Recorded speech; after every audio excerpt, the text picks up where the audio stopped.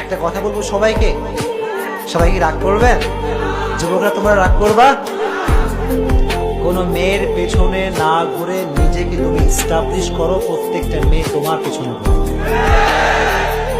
মেয়ের পেছনে ঘুরুক এটা আমি ব্যক্তিগতভাবে চাই না, তবে আমি এই কথা বলি যে কোনো মেয়ের বাবার পেছনে সিরিয়াল না দিয়ে তুমি এমন সন্তান হও যেই সন্তানের পেছনে প্রত্যেকটা মেয়ের বাবা সিরিয়াল ধরে দাঁড়িয়ে থাকবে। চিল্লায় কথা।